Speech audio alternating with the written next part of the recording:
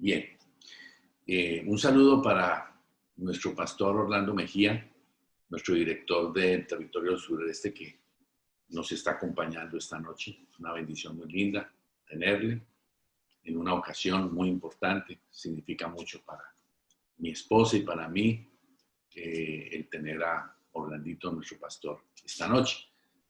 Más tarde lo vamos a tener, va a estar compartiendo con nosotros. Bien, familia linda.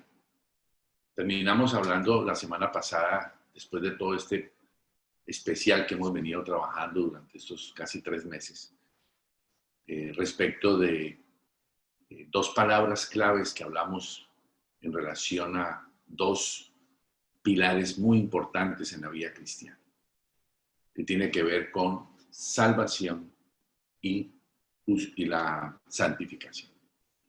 Y hemos estado respondiendo y estamos tratando de responder preguntas muy importantes sobre qué es la vida cristiana, cuál es el diseño que Dios ha dado a la verdadera vida cristiana, qué es la vida cristiana normal.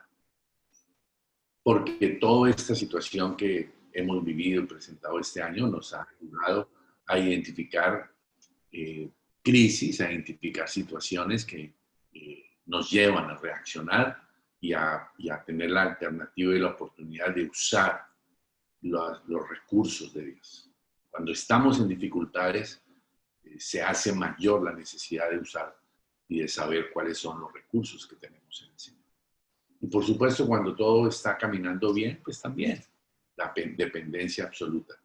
Y sabemos que todos esos recursos están aquí en la palabra de Dios. Hemos venido planteando todos estos meses que la iglesia es eterna.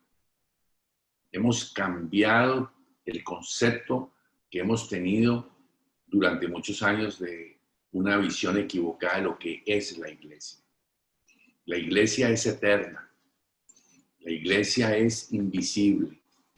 La iglesia es algo que Dios ha establecido. No es un organismo humano, no es una organización. Hemos venido entendiendo que la iglesia es sobrenatural, es diseño de Dios, idea de Dios, es Jesucristo el pastor de esa iglesia, y Dios tiene a la iglesia cumpliendo una misión clave e importante. A través de la historia de la relación de Dios con el hombre, Dios ha usado por un lado a Israel, y lo ha usado, lo usó y lo estará usando dentro de sus planes soberanos y sus propósitos soberanos. Y por otro lado, la iglesia. Obviamente, ni Israel ni la iglesia son enemigos, simplemente son parte de un plan precioso. ¿Cuál es ese plan? ¿Cuál es la misión más importante? Pues llevar el evangelio hasta lo último de la tierra. Que toda persona pueda tener la oportunidad de aceptar o rechazar a Jesucristo. Por supuesto que oramos y anhelamos que no haya nadie que lo rechace, pero llegar a cada persona y que tenga la opción de tomar una decisión. Y para nosotros es un privilegio, y para usted y para mí es un privilegio hacer parte de esta misión. Una misión que perfectamente Dios se la pudo haber entregado a los ángeles, pero Dios no lo hizo así. Nos la entregó a nosotros, a usted y a mí. Y es una responsabilidad muy linda. Es un privilegio hermoso, pero todo privilegio tiene una gran responsabilidad. Y poco a poco hemos venido comprendiendo y nos damos dando cuenta de que ese privilegio tiene un precio muy alto, y ese precio hay que pagar. Y hay que pagar el precio de ser hijos de Dios. Hay que pagar el precio de ser cristianos. Y en eso estamos siendo conscientes de que necesitamos que el Espíritu Santo nos capacite para entender el privilegio, asumir la responsabilidad y pagar el precio que se requiere para ser hijo de Dios. Cuando hablo de precio es por ser hijo de Dios, mejor, no para, sino por ser hijo de Dios. Bien. ¿Quién responde por un rebaño? Una pregunta inicial. Pues el que responde por un rebaño, pues es el pastor. Y bendito sea Dios, en el caso de mi esposa y en el mío, en el que Dios nos ha dado esa bonita oportunidad de tener que responderle al Señor por cada uno de los miembros de esta iglesia en Centro, por cada oveja, por cada vida, por cada familia. A Él tenemos que darle inicialmente nuestra cuenta de lo que suceda en este rebaño, en este ministerio. Por supuesto que también tenemos responsabilidad de responderle a ustedes, de responderle al grupo de ancianos que han sido establecidos en nuestro ministerio en los Estados Unidos y también a todos los demás ancianos en el mundo que hacen parte de la familia Senti. Así que familia, aquí estamos dispuestos a seguir caminando. Como hablábamos de esas dos palabras, hoy vamos a complementar la importancia de por qué en la santificación hay un concepto muy importante que el Espíritu Santo requiere que usted y yo cambiemos. Y vamos a hablar de algo en particular, puntual, que hoy necesitamos hablar por algo que yo necesito comunicarles. Vamos a ir entonces preparando su Biblia. Le invito a que entonces vayamos a este pasaje de Primera de Reyes, capítulo 6, versículo 1. Primera de Reyes, capítulo 6, versículo 1. Dice la palabra de Dios, en el año 400, recuerden, que lo que está siempre en rojo es el énfasis que queremos dar, aprovechar para dar. Dice, en el año 480, después que los hijos de Israel salieron de Egipto, el cuarto año del principio del reino de Salomón, dice sobre Israel, en el mes de Sif, que es el mes segundo, comenzó él a edificar la casa de Jehová. Y aquí pues tenemos 4 cosas importantes que nos dice este versículo. El primer punto es que Salomón comenzó a edificar el templo al 4º año de su reinado. Eso dice este versículo. Pero este versículo también dice que fue 400 años después que salieron de Egipto. Esto es importante que nos contextualicemos en el orden cronológico. Israel sale de Egipto y 480 años después, vamos a ver ahorita un proceso bonito, Salomón está construyendo un templo, una casa a Jehová, al Señor de los cielos. Esto nos indica que Israel sale de Egipto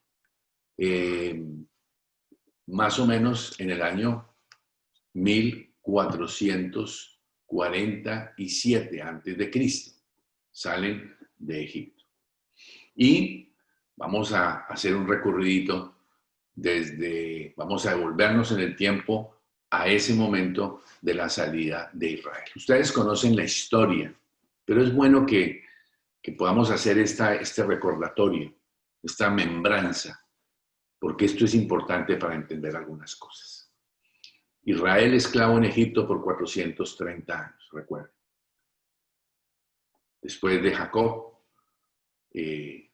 viene toda una serie después viene José, pasa la vida de José, y entonces vienen 430 años donde Israel vive esclavo en Egipto.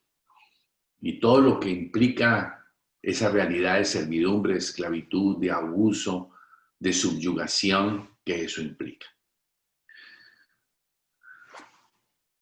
430 años después, Dios decide, por su mano, sacar a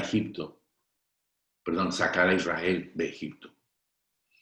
Y esa salida era absolutamente milagrosa. Es por la mano de Dios. No había un líder en Israel. Ellos no tenían ejército, ellos no tenían conocimiento, ellos no tenían unidad, ellos no tenían visión, ellos no tenían misión, no tenían armas, no tenían nada.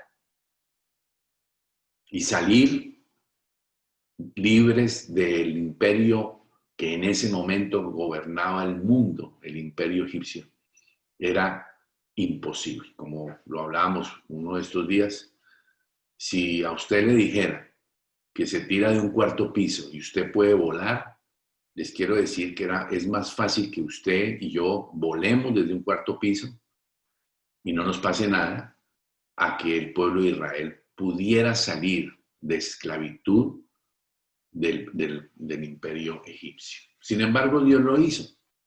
Ya sabemos todos los detalles de cómo fue que Dios lo hizo. Israel entra en el desierto y el Señor le plantea al pueblo de Israel una promesa y una visión que es: comience a caminar, a desarrollar fe para ir a la tierra prometida. Y eso para ellos comienza a cambiar toda la visión de muchas cosas que ellos tenían en su propia vida, la forma como vivían. Vivieron tantos años. Uno se pregunta, ¿por qué un pueblo puede durar tantos años bajo esclavitud? Sin embargo, la palabra de Dios dice que Dios en un momento dado oyó el clamor de su pueblo. Y algunos de esos judíos o del pueblo de Israel, el pueblo hebreo, oraron y clamaron a Dios. Y Dios levanta a un libertador llamado Moisés. Y con Moisés entran al desierto rumbo a la tierra prometida.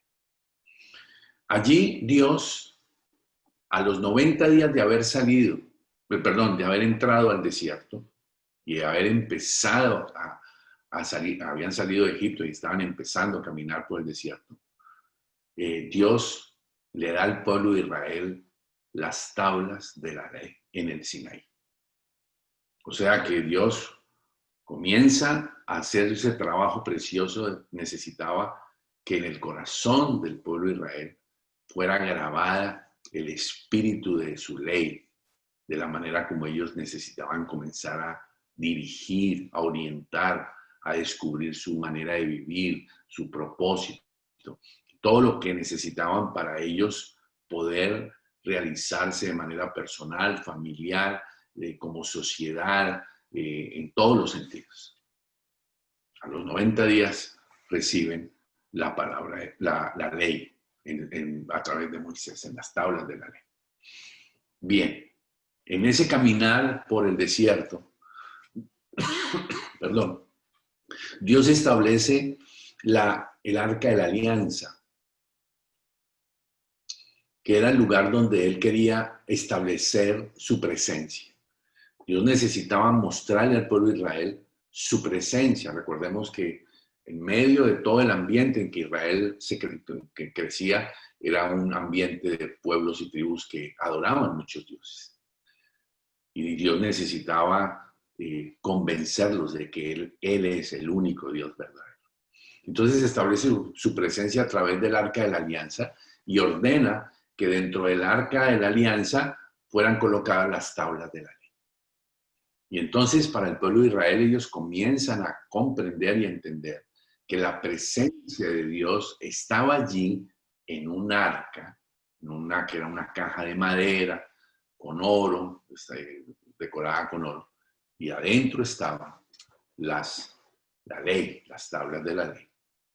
Bien, terminan el desierto y entran antes de entrar a la tierra prometida. Dios allí en el desierto les da la visión de construir el tabernáculo. Ellos necesitan el tabernáculo. Y Dios establece la columna de fuego y la columna y la nube, en la nube en el día y la columna de fuego en la noche, y donde estaba yendo delante de ellos la presencia de Dios, haciéndoles saber que Él estaba con ellos. Y entonces ordena que la ley, las tablas que estaban dentro del arca y el arca fuera puesta entonces ahora dentro del tabernáculo. Y les da toda la visión a Moisés de cómo era la construcción de ese tabernáculo. Y ese tabernáculo pues simbolizaba para ellos el lugar donde iban a tener presencia con Dios, era el momento donde tenían comunión con Dios, era donde iban y expiaban sus pecados, era el centro de su realidad, de su vida espiritual. Y ese tabernáculo era una tienda movible que fue moviéndose a través de los años que ellos pasaron en el desierto. Cuando ellos llegan a la tierra prometida y entran a la tierra prometida, ellos necesitan comenzar a conquistar esa tierra. Y entonces fue necesario que pasaran esos 40 años para que muriera una generación que tenía una mentalidad egipcia. La pregunta es por qué Dios no llevó a Israel de una, sacándolos de Egipto y llevándolos a la tierra prometida. Lo hizo porque no estaban preparados, porque había una mentalidad egipcia metida en ellos. Habían estado mamando lenguaje, actitud, mentalidad durante más de 430 años. Y el hecho de salir de Egipto no significaba que dejaran Egipto atrás. Ellos se trajeron a Egipto en su corazón. Acuérdense años antes cómo Lot hizo lo mismo cuando los ángeles fueron y le desafiaron o le invitaron a que saliera porque iba a ser destruida Sodoma y Gomorra. Lot y su esposa tenían metido en su corazón la tierra de Sodoma y Gomorra. Ellos no querían salir. Por eso esos 40 años fueron necesarios para que se muriera esa mentalidad. Por eso cuando usted y yo nos encontramos con Cristo, el Señor necesita empezar, y ese es el tema de la santificación, es que esa mentalidad de que hemos durante años vivimos en el mundo, vivimos en la carne, la aprendimos y necesita el Espíritu Santo hacer una reprogramación, para usar un término hoy un poco más moderno. Bueno, ya están allí, se establece el reino de Israel, David es rey y él decide en su corazón construir un templo. Fíjense el proceso. Comenzó con las tablas de la ley, el arca de la alianza, el tabernáculo, y ahora ya estaban en Jerusalén, ya estaba el reino de Israel establecido. Dios había ido cumpliendo todas las promesas. Por supuesto que Israel había tenido muchas dificultades, fueron caminando, pero eso es parte del proceso. Y entonces David, de su corazón, él anhela construir un templo para Dios. El Señor no se lo permite, porque David era un hombre de guerra y las manos de David se habían manchado con sangre. No se lo permite. Sin embargo, David hace preparativos. Eso es algo bien bonito. Él dijo, ok, Señor, no me lo vas a permitir, pero yo sí puedo hacer preparativos. Es un desafío precioso y efectivamente él hace muchos preparativos en todo sentido, respecto de visión, respecto de recursos, de dinero para construir ese templo. Después viene su hijo Salomón y entonces construye en Jerusalén en el año 925 a.C. el templo allí en Jerusalén. Primer templo. Ese templo, en el año 587, es destruido por Nabucodonosor cuando el imperio babilónico gobernaba el mundo. Fue destruido ese templo completamente. En el año 515 a.C., el templo que había sido destruido es reconstruido, o sea, lo que se llama el segundo templo, por un hombre llamado Zorobabel. Reconstruye el templo que no era la misma hermosura y la misma, majestuosidad con el que David y Salomón construyeron ese templo, pero sí era una reconstrucción, un templo, una visión espiritual muy profunda, de restauración espiritual.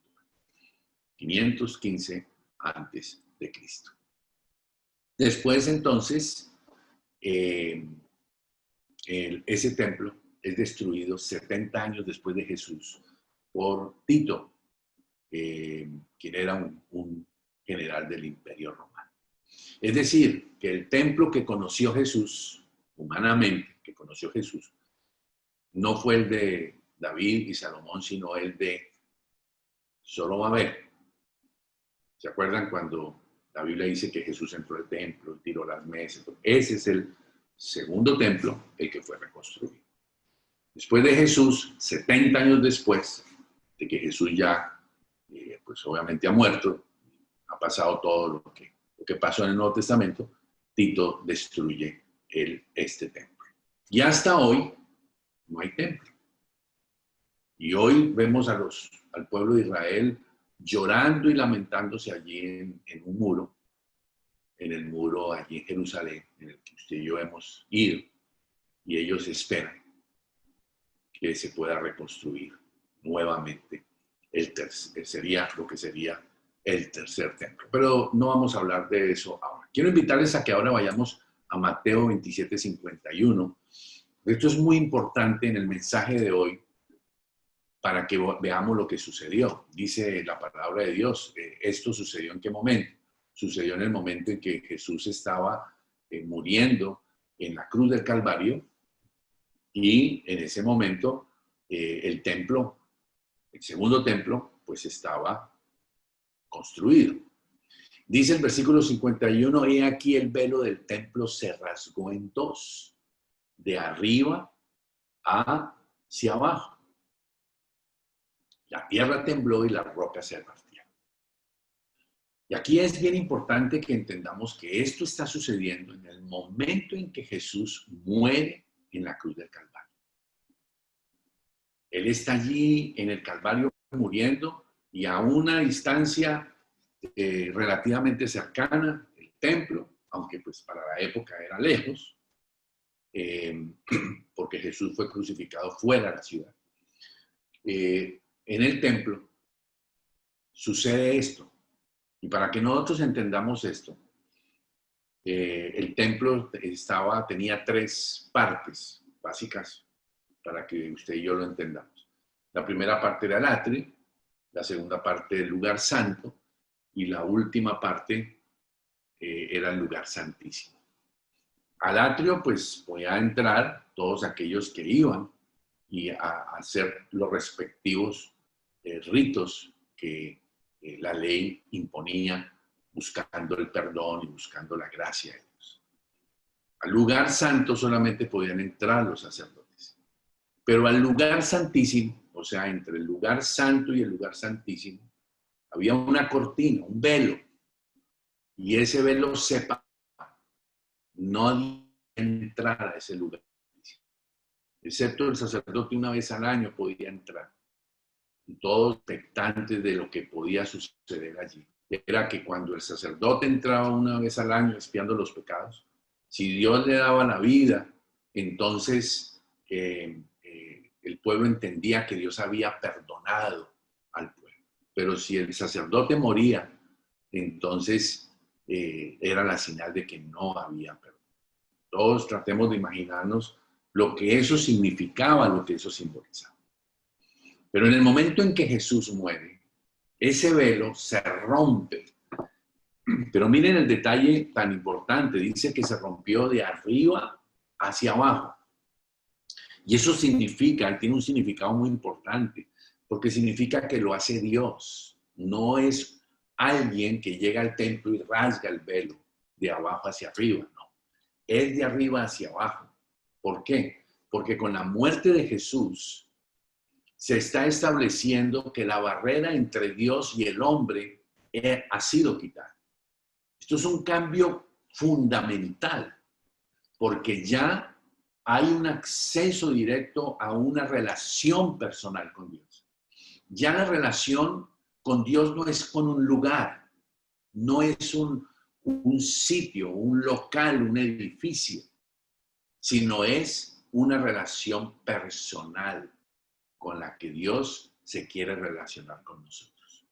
Es la apertura a que nuestro sumo sacerdote Jesucristo entró de una vez y para siempre y ya tenemos acceso directo. Usted y yo tenemos acceso directo a la presencia de Dios. Tenemos acceso a su amor, a su cariño, a su ternura, a sus recursos, al poder del amor de Jesucristo, al poder del Espíritu Santo, a todo lo que usted y yo necesitamos.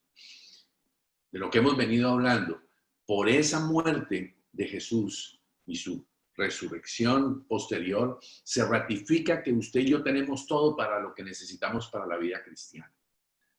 Usted y yo tenemos todo. La salvación ya la hizo el Señor y ya no le podemos añadir. Su pecado y mi pecado no afectan la salvación.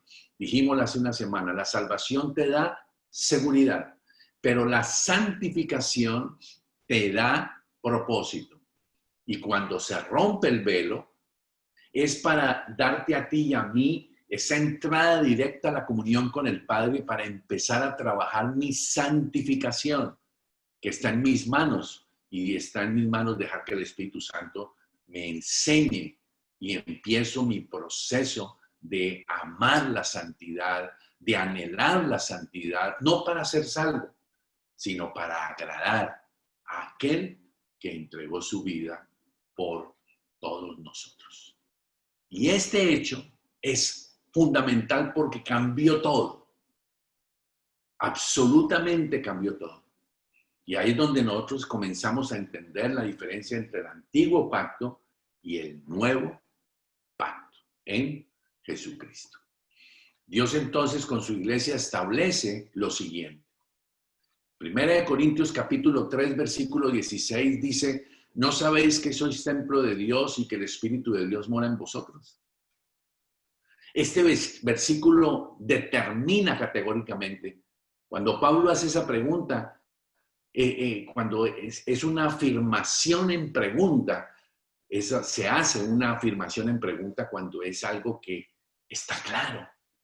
Es como cuando un papá le dice al hijo: ¿y acaso no sabes que yo soy tu papá? ¿Acaso usted no sabe que yo soy su jefe? Son aseveraciones que se hacen en pregunta para ratificar una verdad. Y aquí el apóstol Pablo está diciendo: usted y yo somos templo de Dios.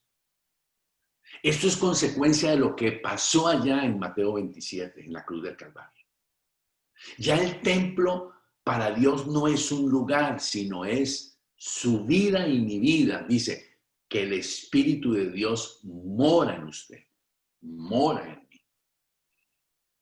Y la santificación adquiere sentido cuando yo entiendo que ahora mi vida es templo donde habita Dios por su Espíritu, donde habita el Padre, donde habita el Hijo. Y entonces comienzo a recibir esa visión preciosa de entender que mi cuerpo ahora es templo del Espíritu de Dios. Eso cambia la visión, eso revoluciona la vida de cualquier persona. Gloria a Dios por nuestra salvación. Pero ahora el desafío es: Señor, preparo este templo para tu gloria, cuido este templo para tu gloria, cuido lo que hablo, cuido lo que oigo, cuido lo que veo, lo que oigo, lo que pienso, mis reacciones, porque esto es templo tuyo. ¿Cómo manejo mi vida sexual? ¿Cómo manejo el hecho de comer, la forma de comer, la forma de cuidarme, la forma de vestirme? Templo de Dios. En 2 Corintios capítulo 6, versículo 16, sigue ratificando el concepto del apóstol Pablo y dice, vuelve y hace una pregunta: ¿qué hay de acuerdo entre el templo de Dios y los ídolos? Pablo está abordando un tema bien difícil, que es el de la idolatría. No lo vamos a tocar en este momento. Hacemos el énfasis en este momento es sobre el templo de Dios. Dice: porque vosotros, lo ratifica de manera contundente, sois el templo del Dios viviente. Y se lo quiero decir a usted en primera persona. usted es templo del Dios viviente. Y vuelvo a decirle, no es un local, no es un edificio, es su vida, templo del Dios viviente. Es mi vida, templo del Dios viviente. Dice, como Dios dijo, habitaré, andaré entre ellos. Seré su Dios y ellos serán mi pueblo. Eso es una verdad preciosa. Dios quiere andar y quiere habitar entre nosotros. Está andando y habitando. Él es nuestro Dios y yo soy su pueblo. Usted y yo somos su pueblo. Bendita bendición. Perdón la redundancia. Pero qué hermoso entender eso. Que el Dios de los cielos ha venido a ser morada en mi vida. Que mi cuerpo es templo del Espíritu de Dios, es templo de Dios, que Dios en su plenitud del Padre, el Hijo y el Espíritu Santo habita y anda conmigo. Yo soy de Él y Él es mi Dios. Yo le pregunto, ¿cómo es el estilo de vida de alguien que entiende esto de manera revelacional? De alguien que toma esto en serio. Pues esa es la invitación que el Espíritu Santo nos está haciendo, de que tomemos esto en serio. Yo no sé si será fácil o difícil. Algunos dicen que es fácil, otros dicen que es difícil. No importa. El hecho es que hay un desafío que Dios ha determinado y es una bendición vivir de esa forma. Miren finalmente lo que dice Primera de Pedro, capítulo 2, versículo 5. Miren esto precioso. Dice, ustedes también son piedras vivas. ¿Qué es una piedra viva? Vale la pena que ustedes inviertan un tiempo esta semana. ¿Qué es una piedra viva? ¿Cómo es la manifestación de una piedra viva? Una piedra es algo que significa un cimiento, tiene un sustento y es vivo, habla, es como que da testimonio. Dice, ser edificados como casa espiritual y sacerdocio santo. Usted y yo debemos ser edificados. Esa palabra es clave. Se debe edificar la casa espiritual y el sacerdocio santo. Y eso es lo que le hace más de 50 y pico de años esta familia espiritual. Hemos venido aprendiendo por el Espíritu Santo. Y desde el año 81, 82, cuando se estableció el ministerio por primera vez aquí en los Estados Unidos. Y en el año 1994, cuando el líder Luis Bernardo tuvo que volver a empezar con 5, 6 o 7 personitas, 10 años después de que se había comenzado. Las circunstancias que se dieron nos volvieron a que se tuvo que volver a reconstruir ese ministerio. Y desde hace 25 años la vida de Luis Bernardo, en esta iglesia han pasado siervos. La vida de Tony Mora, la vida de Nicolás Salinas, la vida de, aquí tengo la lista, de Orlando Mejía, su esposa, la vida de Luis Carlos Balbuena, la vida de Cintia, la vida de Raúl León, que en su momento fue de bendición, como todos estos que nos han estado anteriormente, la vida de la familia Naisipa, de Mario y Adriana, la vida de Jorgito y de Martica Cardoso. Y por la gracia de Dios, pues ahora, en este último año, Dios nos ha dado ese regalo de estar aquí en Miami Centro. Nos ha honrado poder servirles. Casa espiritual, sacerdocio santo. Ese ha sido el objetivo. En eso es lo que el Espíritu Santo ha insistido y desde hace 25 años, eso aquí en Estados Unidos se ha hecho eso. Dice, ¿para qué? Dice, para ofrecer sacrificios espirituales. Ya no los sacrificios que había que hacer allá en el templo, en el Antiguo Testamento, sino sacrificios de alabanza, de adoración, de vida en santidad, de amar la santidad, de llevar bendición, de servir, de amar, de perdonar, de afectar el ambiente, la sociedad. Ahí estamos. Nos hemos quedado cortos en muchas cosas, posiblemente sí, pero el desafío sigue siendo el mismo hasta que el Señor venga. Y dice que esos sacrificios, dice, sean aceptables a nuestro Dios. Que usted pueda por las mañanas abrir sus ojos y pueda pensar, y que su primer pensamiento no sea la finca, las vacas, el carro, el trabajo y la plata, sino que su primer pensamiento suyo y mío sea, oh Dios, soy piedra viva, soy parte de la casa espiritual, soy sacerdocio santo, me has llamado, tengo un llamado, he sido apartado. Hoy puedo y tengo la oportunidad de hacer sacrificios espirituales que te hagan agradar tu corazón, sean aceptables a ti. Eso es lo que llena un corazón, eso es lo que hace que una persona pueda ser feliz, que una persona pueda realmente entender propósitos. Entonces, ¿cuáles son las conclusiones? Para Israel, el templo, el edificio, estaba unido a la presencia de Dios. Hoy para los judíos sigue siendo lo mismo. Por eso ellos lloran y van al templo y no permiten, al muro, que es lo que se supone que es lo último que quedó del templo, buscando allí el consuelo y la presencia de Dios. Eso que sucedió y estableció en el Antiguo Testamento Dios en el Antiguo Testamento es una sombra de la iglesia. Para hoy, desde hace 2000 años, desde la muerte de Jesús y después de la venida del Espíritu Santo, que comienza la iglesia como tal, la presencia de Dios desde el momento en que el Espíritu Santo es derramado, en el Pentecostés, la presencia de Dios es derramada en mi vida y en su vida.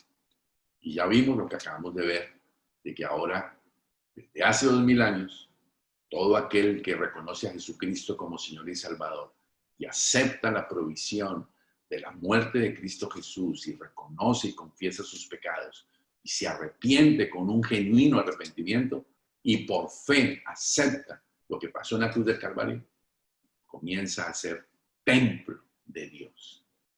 No será, es templo de Dios.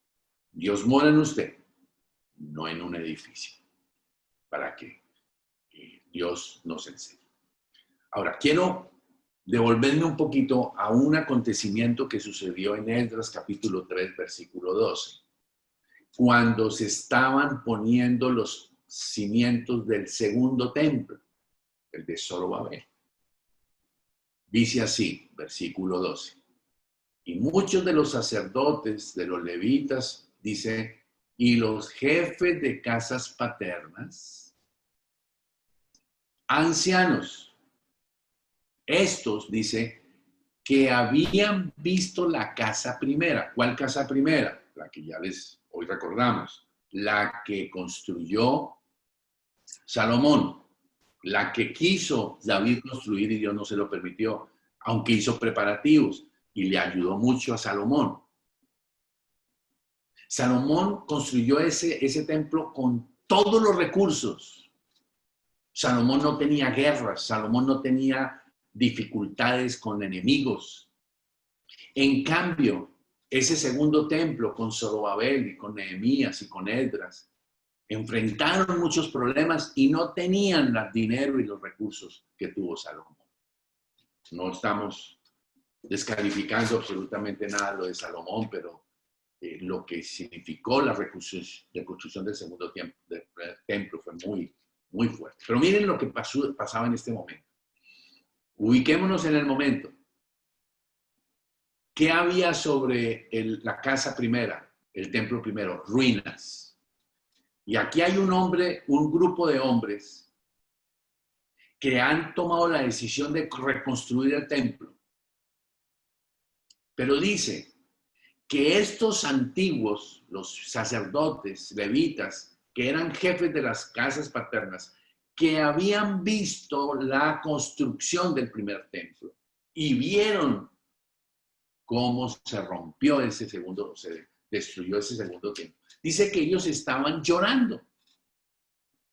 lloraban en alta voz. O sea, ¿cómo es llorar en alta voz? Eran gemidos. Era dolor. Pero dice que otros muchos, ¿qué hacían? Daban grandes gritos de alegría. A ver, ¿cómo así? Unos lloraban y otros se alegraban. Unos estaban tristes y otros estaban felices.